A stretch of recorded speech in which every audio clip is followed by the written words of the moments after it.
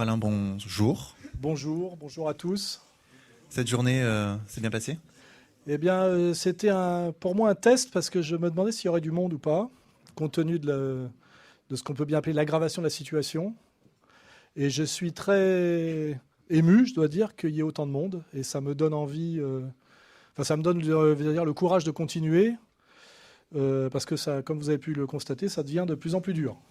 Ouais. C'est ça. Vous êtes attaqué, notamment par Klarsfeld. On l'a vu. Voilà, je pense qu'il y a une. Si on réfléchit sérieusement, ça fait plusieurs années que je fais un travail, on va dire, de réinformation et d'insoumission à un pouvoir que je pense ici, même s'il est composite, on a tous identifié.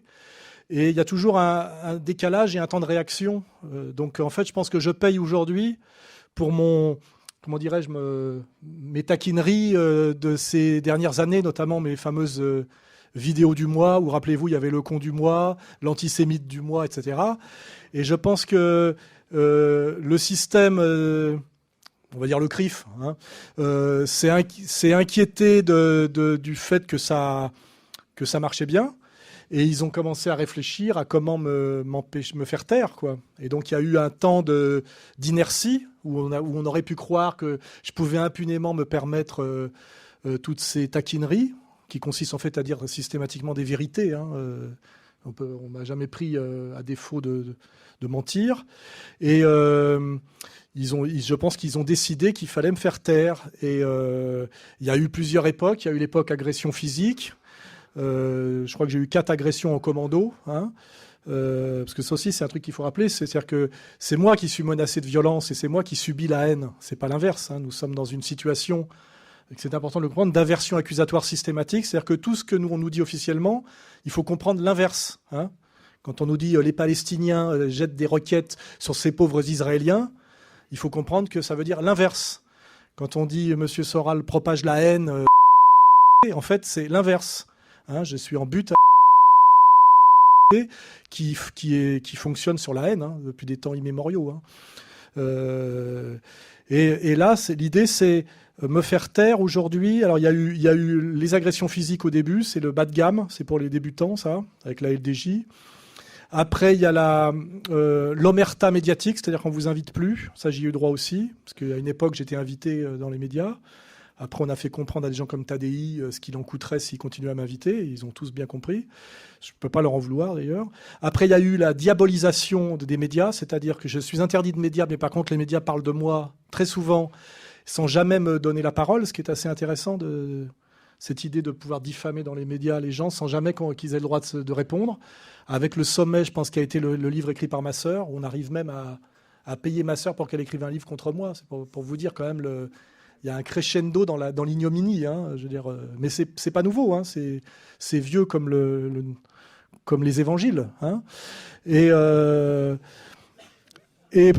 plus récemment, le stade ultime, ça a été la création de ce truc qui s'appelle DILCRA, je crois.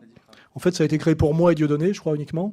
Et ça consiste à aller systématiquement regarder sur Internet, ça peut être du Facebook, ça peut même être des échanges privés sur Facebook, et m'envoyer au tribunal systématiquement pour au nom d'une loi qui est d'une élasticité absolue qui s'appelle incitation à la haine, vous voyez, c'est-à-dire c'est d'une subjectivité totale. Et là, je subis une plainte pratiquement, je sais pas si c'est par jour. Alors il y a ça déjà, et puis en plus les condamnations, parce qu'on est dans ce qu'on appelle le délit d'opinion au mieux, ou des condamnations ou avec des amendes qui sont multipliées par 10 par rapport aux tarifs traditionnels qui étaient pratiqués encore il y a des années. Ma première condamnation pour une phrase que j'avais sortie en 2004 m'avait valu 4 000 € de condamnation. C'était le tarif de la 17e chambre. Aujourd'hui, c'est 40 000 €. Là, pour paraît-il avoir fait une plaisanterie d'humour noir sur les époux Klarsfeld, les parties civiles, dans un procès qui ne devrait même pas exister normalement, demandent 70 000 €. Et je sais pas comment ça s'appelle, le procureur demande 3 mois de prison avec sursis. Vous voyez ?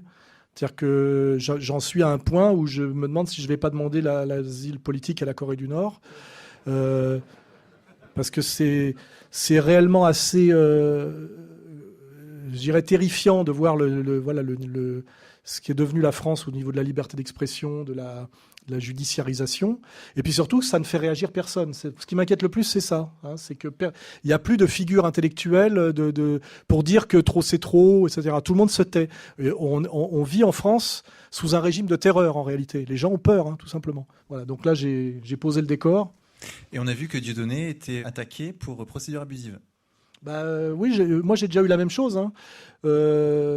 Quand j'avais envoyé au tribunal le président de l'association des étudiants juifs de France, qui sont des gens qui visiblement ne pensent pas beaucoup à étudier, et qui sont d'ailleurs très peu nombreux, mais qui sont très subventionnés. Pour ça, tout ça, il faut le dire, hein, c'est une poignée de gugus, toujours affiliés au CRIF, qui touchent des subventions énormes de l'État pour harceler les gens qui osent leur tenir tête, hein, tout simplement.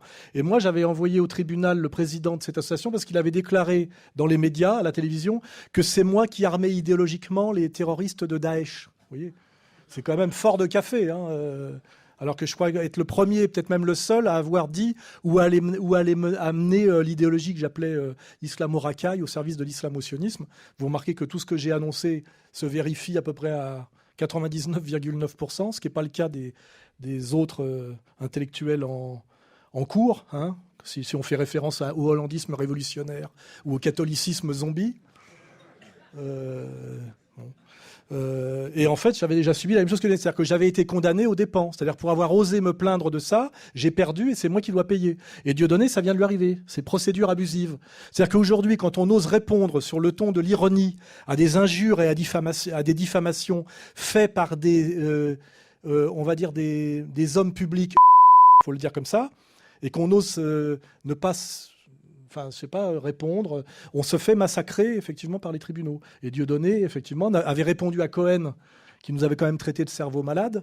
Il a été condamné. Là, il avait dit que c'était une diffamation de dire que le geste de la quenelle était un signe nazi inversé, puisque c'est un signe qu'on fait depuis des années pour des tas de... Enfin, qui peut avoir de multiples interprétations. Il a été condamné pour procédure abusive. Et c'est la situation. C'est-à-dire qu'aujourd'hui, on se fait harceler, diffamer, insulter, agresser systématiquement par un petit lobby très puissant, parfaitement identifié. Et la seule chose qui nous est permise, c'est de demander pardon, en réalité. C'est-à-dire, on vous frappe et vous devez demander pardon. Voilà. Et tant que vous ne demandez pas pardon, on vous refrappe et on vous tape au porte-monnaie. Pour que vous ayez conscience de ma situation aujourd'hui, parce que c'est concret, je suis saisi sur mon salaire, je suis saisi sur mon compte en banque, je suis sous le coup d'un contrôle fiscal Tracfin, c'est-à-dire le plus gros contrôle fiscal qui existe, et là on vient de demander une saisie-vente de mes biens, vous voyez, demandé par monsieur Aziza, qui m'a fait condamner parce que je l'avais traité de con du mois et que j'avais osé, pour répondre à ses multiples injures et diffamations, il a même écrit un livre sur moi, hein, sans compter qu'il agresse mes journalistes, hein, physiquement. Il m'a fait condamner jusqu'à présent dans 2 procès à 52 000 € d'amende, vous voyez, et il demande la saisie-vente immédiate de mes biens, c'est-à-dire qu'on vend mes meubles, etc. Vous voyez, voilà la situation, pour faire bien comprendre ce qu'il en coûte aujourd'hui de se rebeller contre un pouvoir qui prétend, ce qui est le pire, je crois, c'est qui s'exerce au nom de la République française et au nom de la démocratie et de la laïcité, vous voyez, et de je ne sais pas trop quoi encore. Enfin, on peut additionner tous les paradoxes. Hein, voilà, la situation est celle-là. Et ce n'est pas fini. Hein, c'est pas fini. J'ai tellement de procès que je ne sais même plus à combien j'en suis. Je sais que Dieudo a passé les 100. Depuis sa fameuse sortie chez Fogiel, il a passé les 100 procès. Et moi, je dois bien être à une bonne trentaine. Hein, voilà. Et avec des tarifs, je vous dis, on est à combien de promesses de condamnation là? Plus de 250 000 €, je crois. Et je vous rappelle pour des phrases ironiques, critiques, en général de réponse. Voilà. Et en fait, on est châtié pour impertinence. Je crois que même sous Louis XIV, je prends Marion Sigaud à témoin, grande spécialiste du XVIIIe siècle, si je ne me trompe pas de siècle, non, c'est 17e, 18e, on est à cheval. Ouais, c'est l'époque, 17e, 18e. Oui, voilà, c'est pour ça. Ouais, je me rappelle qu'il a fait un truc ouais, enfin bon, j'avais quelques dates. En 66, il s'est passé un truc important pour Louis XIV, je ne me rappelle plus ce que c'était, mais je m'en souvenais dans le temps. Enfin bon, jamais Louis XIV aurait exercé une telle dictature sur son peuple, et jamais la situation, comment dirais-je, ce qu'on appelait des publicistes à l'époque, ou l'équivalent des intellectuels. Intellectuel, c'est un terme qui arrive avec la République, hein, aurait subi une telle persécution. Hein. C'est sans précédent dans l'histoire de France, moi je dirais. Hein. Ça n'est jamais arrivé. Hein. Ça n'est jamais arrivé. Et le plus délirant, et c'est pour ceux qui ont vu la vidéo, étant le procès Klarsfeld. Je suis envoyé au tribunal sur signalement parce que j'aurais fait une plaisanterie sur mon Facebook privé à propos d'une décoration qu'auraient eu les époux Klarsfeld. Je rappelle que Madame Klarsfeld est allemande. Hein, et pour ça, je me retrouve au tribunal. Et là, il y a la LDJ, les fils, neveux et de déportés. J'ai bien fait de pas venir, hein, parce que c'était un lynchage organisé. Hein. Et on demande à mon avocat à la fin s'il aurait défendu Eichmann et Hitler. Vous voyez ? Non, mais je veux dire, on est face à des dingues. Hein. Ils sont possédés. Hein, et c'est angoissant parce que tout ça, ça se passe en France aujourd'hui. C'est fait au nom du peuple français, dans les tribunaux français. Et je vous dis, c'est pas fini. Hein. Je sais pas ce que. Il a été demandé 3 mois de prison avec sursis et les parties civiles ont demandé 70 000 euros. Ouais. Toujours les mêmes. Hein. Toujours des parties civiles qui sont la multiplication des mêmes, en fait. Hein. C'est-à-dire que ce sont des coquilles vides et qui ont le droit de se porter partie civile dans tous les procès. C'est-à-dire qu'ils ont le droit de sentir qu'ils se sont sentis attaqués par quelque chose que j'aurais dit. Et ils viennent à 5, 6, 7 parties civiles. Il y a même des parties civiles, je crois qu'il y a un ancien commissaire de police là, qui fait le BMW, je sais pas quoi, machin. Il est tout seul. Il est un. Voilà. Et il prend du pognon à chaque fois. C'est-à-dire, voilà. Et je vous dis franchement, je ne sais pas jusqu'où ça va aller et comment ça va finir. Hein. J'en sais rien. On vit ça en temps réel, quoi. Alors, ce que je propose, c'est qu'on donne la parole au public. Oui, sans doute. Vous pouvez poser des questions. Donc, j'imagine que là, ce coup-ci... Donc, il y a un micro qui va circuler.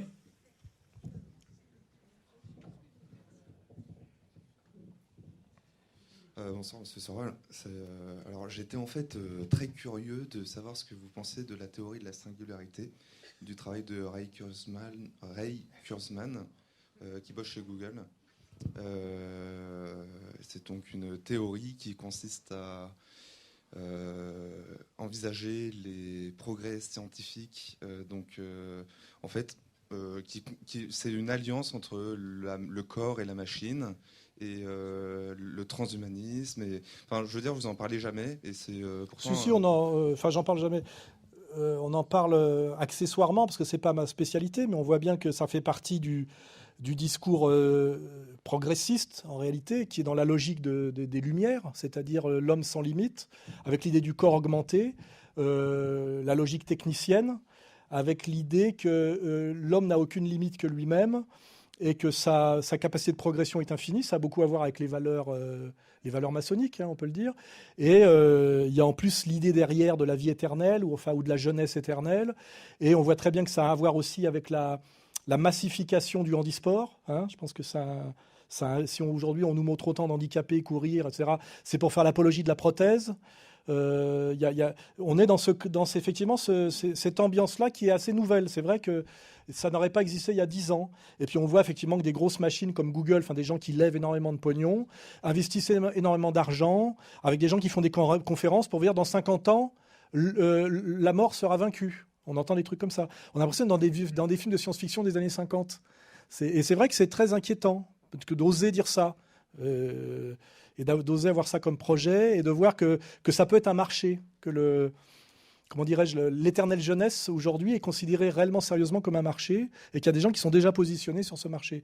Et tout ça a beaucoup à voir avec ce qu'on appelle la fin des temps, hein, avec ce qu'annoncent les religions. C'est-à-dire quand l'homme pense qu'il peut égaler ou dépasser Dieu ou qu'il peut s'en passer, c'est annoncé comme des choses il est annoncé que tout ça va finir par se retourner contre lui, voilà. Donc je suis assez, je suis pas un anti-scientifique et anti-scientiste et tout ça, mais je sens il y a un réflexe chez moi d'angoisse et d'inquiétude quand je vois des scientifiques prétendre par exemple que la mort peut être vaincue, vous voyez.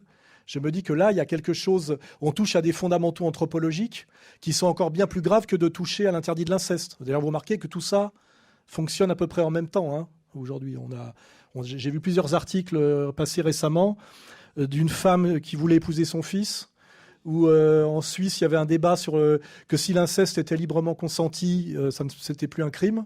Ce qui est l'idée de l'élargissement de la notion de contrat. Ça a beaucoup à voir tout ça avec la société bourgeoise, enfin la vision bourgeoise du monde. Hein. Donc on est dans cette espèce de période où la logique bourgeoise qui a commencé avec les Lumières et qui s'est construite sur le combat contre la monarchie théocratique qui pouvait avoir quelque chose de contraignant ou de chiant, arrive au bout de sa... arrive, je dirais, après sa période de décollage sur des idées de liberté, d'égalité, enfin les idées de Rousseau. Aujourd'hui, on est sur des trucs de Frankenstein, apprenti sorcier, pédophilie. On est passé de l'autre côté, hein, ce que j'appelle l'obscurantisme des Lumières. Dans une conférence, j'avais créé ce joli concept. J'ai l'impression qu'on est dans l'époque de l'obscurantisme des Lumières. Ça rejoint peut-être ce qu'on appelle le Kali Yuga dans la pensée traditionnelle. Tout ça est...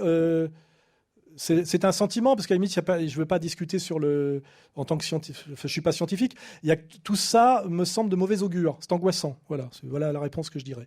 Ça me fait peur, c'est angoissant, et j'ai l'impression qu'il y aura un retour de bâton pour tout ça. Voilà. On va le payer. Voilà. Question. Bonjour, tout en haut, s'il vous plaît. Donc, moi, la question, c'est par rapport à toutes les persécutions, on va dire la progression des persécutions que vous avez subies jusqu'à... que tout le monde sait ici, tant que vous vous relèverez, de toute façon, ils arriveront à trouver quelque chose de nouveau pour vous. Pourquoi vous continuez en fait ce combat ici? Pourquoi vous exiliez pas comme a fait Vincent Renoir? Pourquoi vous continuez? Parce que vous savez qu'au final, ce qui va vous arriver, c'est la tôle, ou peut-être pire. Pourquoi vous et Dieudonné, vous continuez ce combat-là? C'est une bonne question. Sachant qu'en vérité, vous êtes plus ou moins tout seul, quand on regarde bien. Même si on est là, on vous aide plus ou moins, support. Oui, c'est vrai, mais en réalité, c'est de la fiction, plus ou moins. Je veux bien vous répondre. Je vous poser une question. Je vais vous répondre. Il y a plusieurs choses. Déjà, il y a l'idée d'être ce que Pascal appelait être engagé. Hein, être engagé, c'est-à-dire qu'il y a des choses qui vous dépassent. Moi, je suis très attaché, viscéralement, à la notion de vérité et le lien entre le bien et la vérité. Il est très insupportable. Et puis il y a aussi peut-être une dimension de ce que j'appelle la virilité. Vertu, virus, la racine est la même. Hein, virilité, vertu, vérité, il y a la même racine hein, là-dedans. Je trouve très insupportable non pas d'arrêter, mais de me soumettre. C'est-à-dire d'arrêter parce que je suis obligé de me soumettre à des gens que j'ai identifiés de manière absolument indiscutable comme les méchants. C'est moi, je suis un gentil, c'est comme ça qu'ils m'appellent. Donc moi, je dis bien si je suis le gentil, qui sont les méchants. Hein. Voilà. Donc ça m'est insupportable de me soumettre à des gens qui exercent contre moi des arguments de mauvaise foi, de la méchanceté, etc. Donc il y a une espèce d'instinct de refus de se soumettre. C'est une première chose. Deuxièmement, on n'a qu'une vie. Et quand on n'est pas fait pour la vie normale, c'est-à-dire la vie quotidienne, je ne suis pas très fait pour la vie quotidienne, et qu'on est sur des combats qui sont quand même des combats historiques et importants, c'est comme un peu un sportif à qui on propose, un boxeur à qui on propose d'aller à un championnat du monde, il sait qu'il peut prendre un KO, il sait qu'il va avoir mal, mais il accepte parce que c'est sa vie, quoi, voilà. Et moi, je suis engagé dans un combat pour lequel je me suis préparé depuis très longtemps, parce que je savais très bien, même il y a 20 ans, quand je parlais de féminisme, de drague, etc., qu'au bout du bout, j'aurais les problèmes que je rencontre aujourd'hui. Parce qu'il y a très longtemps que j'ai compris comment ça marche, et je sais je connais le visage du diable, et je sais qu'au bout de la dernière porte que je vais ouvrir, c'est lui qui est en face de moi. Et j'ouvre porte après porte, et je me rapproche, évidemment. Alors après, vous dites la prison, etc. Je vous fais remarquer que moi, on parle de Gramsci, du métapolitique. Un type comme Gramsci, il a fait 25 ans de prison. Hein. Nelson Mandela a fait 27 ans de prison. Pour l'instant, j'ai subi 4 agressions. On me pique de l'argent. On m'insulte, on m'humilie, et on me promet, là, récemment, 3 mois de prison. On est quand même dans une société vraiment de tapettes, je le dis honnêtement. Pour aujourd'hui, penser qu'un combat qui engage l'humanité, quelque part, qui engage Enfin, moi, je plaisante pas sur la Palestine. Quand je vois là qu'on est en train de détruire au bulldozer les équipements pour enfants que l'Europe a payés en Cisjordanie, ça m'amuse pas. Je pense que ça mérite ce genre de combat, ce qu'on appelait dans le temps défendre la veuve et l'orphelin, mérite peut-être qu'on fasse 3 mois de prison, et voire plus. 3 mois de prison en France, tiens, je vais faire une provocation, c'est pas 3 mois de prison en Algérie. C'est confortable, les prisons françaises. Voilà. Donc la question, c'est pourquoi aujourd'hui, alors qu'on est dans une société d'arrogance et de signes incroyables, tout le monde fait de la gonflette, tout le monde se fait faire des tatouages maoris sur les biceps, etc. Il n'y a plus que des fiottes. Je veux dire, c'est quand même ça la question. Pourquoi une société de trouillards pareil? Normalement, des Soral, il devrait y en avoir des centaines, et même des mecs qui ont bien plus de, comment dirais-je, de potentiel que moi. Moi, ce qui me terrifie, je vous le dis franchement, c'est ce silence de mort et de trouille par rapport à une poignée d'Aziza. On est quand même face à une poignée d'Aziza. Normalement, on devrait claquer des doigts et le problème devrait être réglé. Il n'y aurait même pas besoin de claquer des gueules. On fait comme ça s'envole comme des moineaux. Et c'est ça la vraie question. Comment en est-on arrivé? Alors, je sais pas, il y a eu les guerres napoléoniennes, la guerre de 14, la collaboration, j'en sais rien, les défaites coloniales. Comment la France en est arrivée à avoir un peuple qui accepte autant de choses alors qu'on est quand même un peuple d'une très grande arrogance sur les valeurs? On n'est pas... Chez les Chinois, je comprends, parce qu'ils ont des sociétés très verticales, où l'individualisme a très peu de sens, où on est censé se soumettre à la hiérarchie. Mais en France, qui est le pays des grandes gueules, il n'y en a pas 36, aujourd'hui, on entend un silence de mort par rapport à ce que subit Dieudonné, moi, et d'autres. Et c'est ça qui m'inquiète le plus. Voilà. Et autre chose, il y a quelque chose, je dirais, de physique. Moi, quand je suis au tribunal et que je suis face à des juges qui sont presque souvent des femmes, qui me parlent comme si j'étais un gamin, qui me manquent de respect, qui posent des questions d'une stupidité, d'une malhonnêteté affligeante, qui contredisent la logique et le bon sens, avec de l'autre côté des parties civiles qui sont des menteurs professionnels, avec des plaidoiries d'un niveau de médiocrité, de bassesse et de malhonnêteté infinie. Je veux dire... le résultat de tout ça, je peux pas dire excusez-moi, pardon et abjurer en fin de séance, c'est pas possible. Il y a quelque chose qui se soulève en moi qui fait qu'à la limite je dis je préfère crever, vous voyez. Voilà, c'est la réponse est là. Et normalement, si on a été élevé correctement pour être un homme, on devrait tous réagir comme ça. C'est pour ça ma réponse c'est celle-là. C'est comment se fait-il qu'on ne soit pas plus nombreux? C'est ça. Moi je vois des gens qui me disent je vous soutiens, je vous aide, etc. Puis après ah non mais me prenez pas en photo, ou je pourrais pas vous faire un don mais pas par mail parce que après la police pour identifier mon mail. Je veux dire. C'est ça qui me fait peur, moi. Et ceux qui nous écrasent et nous dominent le savent. Ils savent qu'on est une société de lâches, qu'on peut faire se soumettre un vieux général en lui proposant en le menaçant de lui supprimer sa carte vermeille, vous voyez. Et normalement, si on était moi et Dieudonné multipliés par 100, la situation changerait. Ça basculerait. Donc, ce qu'il faut aussi, nous, c'est qu'on fasse en sorte que des gens se lèvent. Et moi, ce que j'espère, c'est pour ça d'ailleurs que je suis puni, c'est par cette démonstration d'insoumission, parce qu'en fait, on ne fait jamais que ça, une démonstration d'insoumission, qui est d'ailleurs verbale, faire en sorte que des gens se disent c'est possible. Parce que le danger, c'est quand les gens se disent ce n'est plus possible. Vous voyez, on peut pas faire ça. J'ai dit, si, on peut, la preuve, on le fait. Tu vois. Et je crois que on a un devoir envers les jeunes générations, tout simplement. Moi, c'est ce qu'on dit. Voilà, dans quel monde acceptons-nous que vivent et grandissent nos enfants? Voilà, c'est tout. Donc, ma réponse, elle est celle-là. Je trouve que moi, je me comporte juste normalement. Voilà, normalement. Et encore, je dis pas tout ce que je voudrais dire et je fais pas tout ce que je voudrais faire. J'ai un peu la trouille, quoi. J'y vais doucement. Et ma réponse est celle-là. Tout le monde devrait faire comme moi. Au moins, voilà.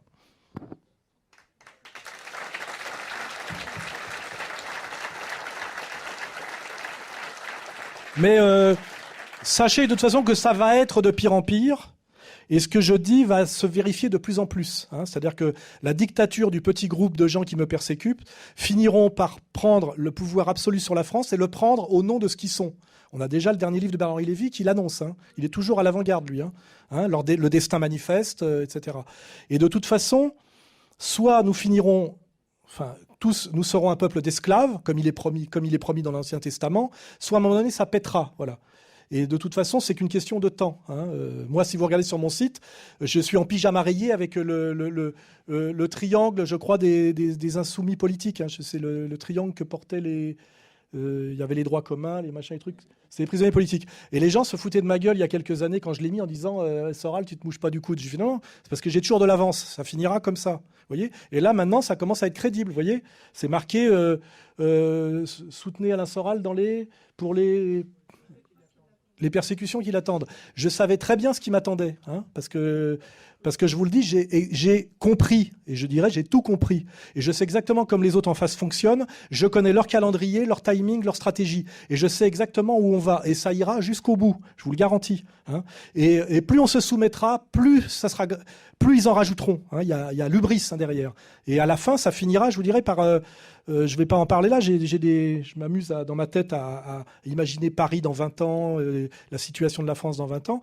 De toute façon, à un moment donné, soit nous accepterons officiellement notre statut d'esclave, d'ilote, soit ça pètera. Voilà. Et ce que je me dis, c'est qu'à un moment donné, peut-être que moi, le souvenir de moi et Dieudonné, parce qu'il faut toujours des figures un peu tutélaires, aidera à ce que ça pète. C'est ce que je dis à ceux qui sont en face de moi, qui m'écoutent en ce moment. J'ai déjà gagné.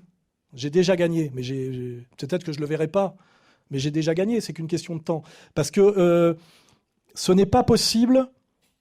Un monde ne peut pas fonctionner totalement à l'inverse des principes et des valeurs. C'est pas possible. Ça peut que le faire qu'un certain temps. Comme on le dit, on peut mentir quelque temps à tout le monde, on peut mentir tout le temps à quelques personnes, mais on peut pas mentir tout le temps à tout le monde. Or, les gens qui nous dominent et qui nous écrasent aujourd'hui sont le mal. Ce sont eux la haine, ce sont eux le mal, ce sont eux les racistes, ce sont eux les voleurs, ce sont eux les spoliateurs, etc. Et ce ne sont pas des gestionnaires, ce ne sont pas des gens, ce ne sont pas des élites légitimes, ce sont des destructeurs. Et donc, à un moment donné, de toute façon, en général, ils détruisent et puis ils s'en vont détruire ailleurs. À un moment donné, de toute façon, ça pètera. Voilà. Donc, le jour où ça pètera, les gens se diront tiens, Soral l'avait annoncé. Et puis moi, même si je vois pas le bout du combat, je sais de toute façon qu'à un moment donné, ça pètera. Voilà. Et je peux me dire, voilà, j'ai été de l'avant-garde. Vous n'oubliez pas que j'ai travaillé dans la mode à une époque. Et à la mode, on aime bien avoir de l'avance, vous savez, être à l'avant-garde, vous voyez. Et en fait, je continue le même. C'est ma passion pour la mode qui se prolonge par d'autres moyens. J'aime bien avoir de l'avance et j'aime bien être à l'avant-garde, vous voyez. Voilà. Une question ici. Bonjour Monsieur Soral, bonjour Vincent. Je me permets de saluer votre travail tout d'abord parce que je vous suis depuis un certain temps et je le trouve très courageux. Je suis toujours très étonné de voir les attaques que vous subissez ainsi que les condamnations auxquelles vous faites face, notamment l'attaque dont vous avez subi récemment face au procès Klarsfeld, aussi face aux Antifas. J'aimerais savoir, on vous promet plusieurs condamnations, on vous poursuit juridiquement. Je vois que vous êtes organisé sur le plan du journalisme avec ERFM, sur la radio, sur Internet, où vous avez des intervenants de qualité. Je voudrais savoir si vous envisagez, ou si c'est le cas déjà, si vous avez une réponse juridique à ces personnes qui vous attaquent, qui vous agressent, et si ça a déjà été le cas, si vous avez déjà mis en place des actions, quels en sont les résultats ? Déjà, on constate que l'institution judiciaire, qu'on ne va pas appeler la justice, est aujourd'hui totalement aux ordres et à la botte de l'oligarchie qui m'opprime. Et qu'il n'y a plus de limite. Avant, il fallait quand même en passer par le droit. Et on ne pouvait pas tout se permettre. Aujourd'hui, le droit, que ce soit pour moi, Dieudonné et d'autres, il n'y a plus de droit. On a des espèces de lois extensibles à l'infini et interprétables à l'infini, comme incitation à la haine. Là, je vous signale que pour les époux Klarsfeld, je suis poursuivi pour apologie de crimes contre l'humanité. Alors que je me suis moqué d'un couple où on voit un vengeur tribal qui pourchasse 70 ans après la guerre des vieillards, qui se vante dans les vidéos d'avoir envoyé des colis piégés qui ont arraché l'œil et 3 doigts à un vieux con réfugié 50 ans après les faits, avec son épouse qui est jamais que le pur produit du pangermanisme, c'est-à-dire une fille d'officier allemand qui suinte l'hystérie féminine et la violence allemande. Hein, voilà. Et tout ça donne un rejeton qui s'appelle Arnaud Klarsfeld, que vous avez pu voir, torse nu à Tel Aviv sur Seine, qui, à mon avis, si on lui faisait une prise de sang, aurait des problèmes avec les lois sur les addictions interdites. Et on découvre qu'il a été à la fois soldat dans l'armée israélienne au pire poste, c'est-à-dire au checkpoint, c'est-à-dire qu'il est là pour humilier garde frontière, humilier en permanence des femmes, des enfants et des vieillards palestiniens, mais qui peut être à la fois réserviste dans l'armée israélienne et membre du Conseil d'État à 7 000 € par mois en France. Voilà, je veux dire, voilà où on est. La France est aujourd'hui la putain d'Israël, hein, il faut le dire. Nous sommes une colonie israélienne, voilà. Hein, et je crois, si je me souviens de mon amour pour Robespierre, nous n'avons pas fait la Révolution française pour ça. Hein, sinon, on l'aurait pas faite. Hein. Voilà. Donc, pour clore ma digression, aujourd'hui, le problème, c'est que je suis envoyé au tribunal par une communauté organisée surpuissante, avec un tribunal qui n'exerce plus du tout la justice et le droit, mais qui est une pure chambre d'enregistrement des desiderata de cette communauté organisée. Hein. CRIF et ses dominions. Hein. Il y a la LICRA et les étudiants juifs de France. Hein. C'est la même chose, tout ça. Et alors, pour l'instant, c'est la livre de chair, hein, c'est Shylock, c'est-à-dire on prend 30 000 € par là, 40 000 € par là, parce que comme ces gens-là ont vu que j'avais monté une organisation de résistance, ils ont simplement fait évaluer, parce qu'ils ont droit à toutes les indiscrétions et toutes les illégalités même, ils disent, tiens, ben, Soral, il a réussi à monter une organisation qui pèse tant, on va donc lui reprendre autant. Donc c'est tout, ils ont fait un calcul comme ça. Et ils disent au tribunal, ben là, vous lui en collez pour 50 000, vous voyez. Là, j'en suis à un truc. Le procès Klarsfeld, si on met tout bout à bout, ça sera 100 000 € pour une plaisanterie que j'aurais faite et qu'on n'a pas trouvée, hein, mais que certains auraient entendu. Vous voyez, c'est le couteau sans manche dont il manque la lame. Hein, mais c'est pas grave.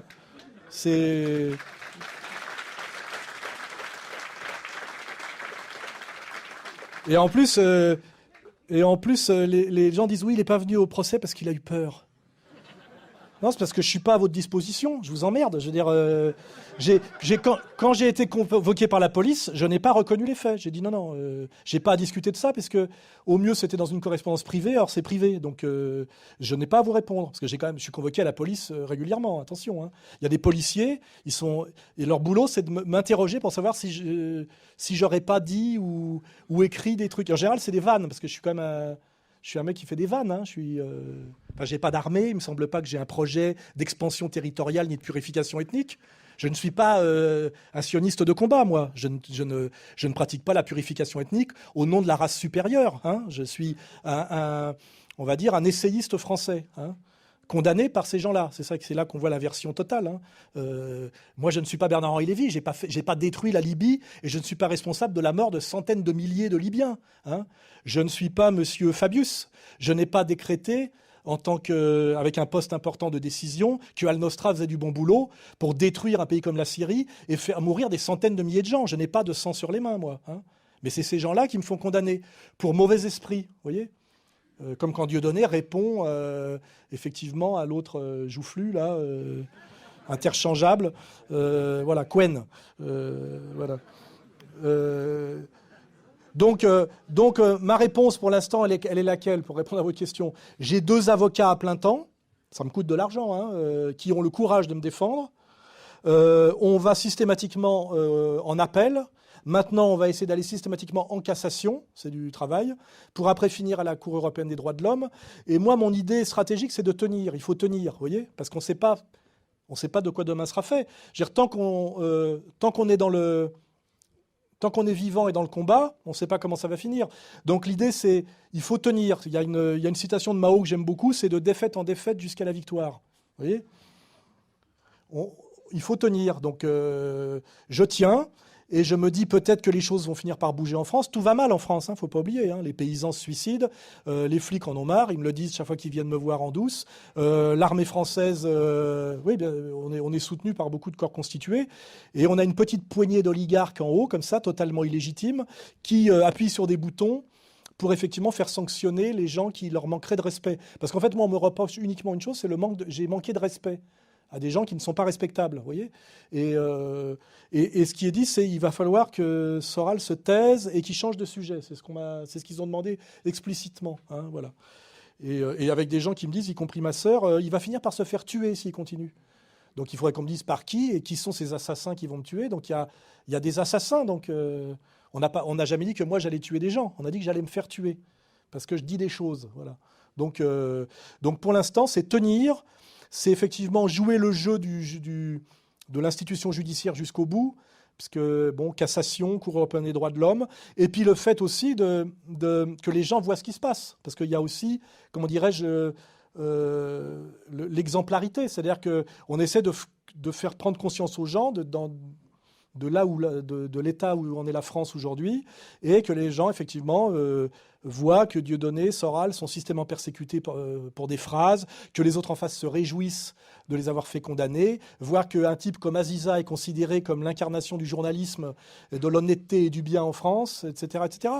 Et peut-être qu'à un moment donné, ça pètera. C'est-à-dire que la veille de la Révolution française, il ne se passait rien d'une certaine manière. Hein. Ça pète toujours d'un coup. Voilà. Et moi, ce que je dis en dernière instance, pour les gens qui me disent « ouais, mais ça peut devenir dangereux, etc. », c'est on n'a qu'une vie. Deux, j'ai pas envie de vivre comme un esclave. J'ai pas envie de devenir Yann Moix ou Thierry Ardisson, que j'ai bien connu. Hein. Je vous dis, quand on va en prison, s'il y a un choix à faire quand on rentre en prison, quand on est jeune, c'est est-ce que je me fais casser la gueule ou est-ce que je me fais enculer dans les douches, vous voyez ? Il y a des gens qui préfèrent se faire casser la gueule que de se faire enculer. C'est tout. Voilà, donc c'est toujours les mêmes choix qui sont très basiques. Voilà, moi je préfère me faire casser la gueule que de me faire enculer. Après, c'est un choix personnel. Hein, mais donc voilà, on a nos avocats, on travaille. C'est moi qui décide des procès où je vais pas. Il y a des convocations à la police où je ne réponds pas, parce qu'il y a quand même encore des droits en France, vous pouvez ne pas répondre. Par exemple, là, je vais voir si je suis condamné ou pas sur le procès Klarsfeld, qui est un faux procès. Hein. Il n'y a même pas eu de juge d'instruction nommé, puisqu'il n'y a pas de délit. Vous voyez ? Mais en fait, c'est intéressant d'ailleurs comme remarque juridique.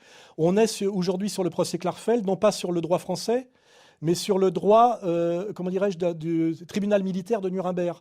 C'est-à-dire que l'obligation de la preuve n'est pas à faire par l'accusateur. C'est à moi de prouver mon innocence, vous voyez. Et mon innocence n'est pas possible. Vous voyez ce que je veux dire ? Je suis déjà congénitalement condamné, vous voyez.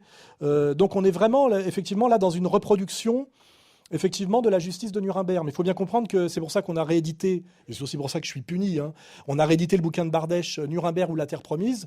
Il faut bien comprendre que la terre promise, c'est toute la terre, hein. C'est pas juste le vol de la Palestine. Hein. Donc à terme, de toute façon, nous serons tous les esclaves de nos maîtres, comme l'a bien dit Bernard-Henri Lévy, dont le destin manifeste voulu par Dieu est de nous dominer et de nous diriger. D'autant plus en France que c'est eux qui l'ont fait, puisque maintenant vous savez que la langue française a été inventée par le rabbin Rachi. Non mais c'est pour vous dire le niveau, je plaisante pas. Hein. Et ça, c'est sur le service public à la grand-messe du samedi soir. Hein. Nous avons Bernard-Henri Lévy qui arrive, qui est un type normalement qui devrait être presque banni des médias pour mensonges répétés, qui n'a aucune légitimité, et qui vous explique il ne vous explique pas que Soral est un paranoïaque et qu'il accuse abusivement des citoyens qui seraient par ailleurs d'origine juive. Il dit voilà, nous les juifs, hein, il le dit bien comme ça,